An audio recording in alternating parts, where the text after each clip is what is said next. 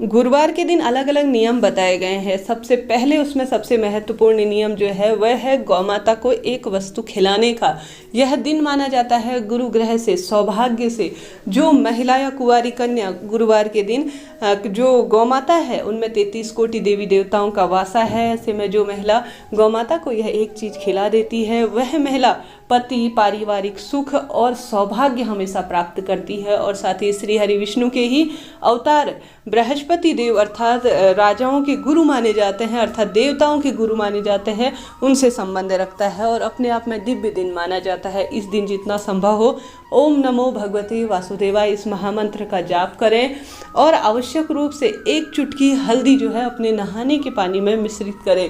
इसके अनेकों गुण हैं। औषधि दृष्टिकोण से भी देखा जाए तो हल्दी जो है वह कीटाणुओं का नाश करती है और ज्योतिष दृष्टिकोण देखा जाए तो यह सौभाग्य में वृद्धि करती है। तो प्रत्येक महिला को यह आवश्यक रूप से, पुरुष जनों को भी कार्य करना चाहिए कि एक चुटकी हल्दी जो है जो नहाने का पानी है उसमें जरूर से डालना चाहिए और पीले रंग के वस्त्रों का चुनाव करना चाहिए। पीले रंग के वस्त्र सौभाग्य में वृद्धि करते हैं और रंगों का अपना एक किस्मत कनेक्शन है। तो आप सभी भी इस बात का ध्यान रखते हुए यह सरल सा कार्य कीजिएगा।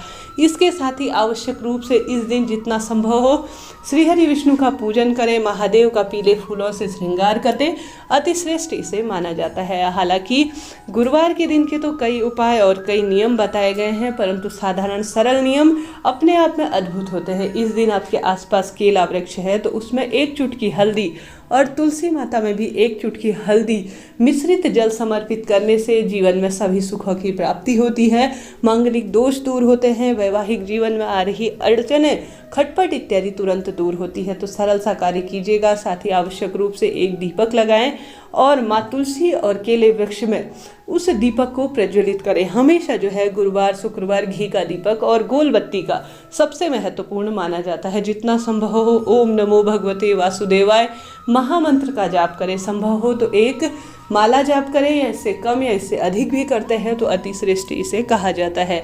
यह महामंत्र अपने आप में अद्भुत है, जिसे चलते फिरते उठते बैठते किसी भी अवस्था में जाप करने से सभी सुखों की प्राप्ति होती है। साथ ही आप सभी को अन्य कार्य कुछ भी नहीं कर सके तो साधारण सरल तरीके से प्रथम रोटी हम सभी जानते हैं, महिला हो या पुरुष, गौ माता के लिए निकालनी चाहिए। अन्य दिनों आप साधारण तरीके से निकालते होंगे, परंतु गुरुवार के दिन इसे खिलाने के गौ माता को नियम बदल जाते हैं। गौ माता के पूंछ में श्री हनुमान जी का वासा माना जाता है और साथ ही गुरु जी कहते हैं गौ माता में 33 कोटि देवी देवता पितरों का वासा होता है। शिवलिंग के अर्थात कैलाश पर्वत के बराबर उसकी सींगों को देखा जाता है। कुल मिलाकर गौ माता की जितनी जो है कल्पना की जाए, जितना अधिक वर्णन किया जाए, जितना उन्हें गाया जाए जो है उतना ही कम है। रोज की पूजा पाठ में या रोज के नियम में प्रथम रोटी हमेशा गौ माता को जानी चाहिए। शास्त्र वर्णन कहता है हमारे ऊपर कई तरह के ऋण कर्ज हैं, उन कर्ज मुक्ति से के लिए और हमारे रोग दोष को दूर करने के लिए प्रथम रोटी हमेशा गौ माता के लिए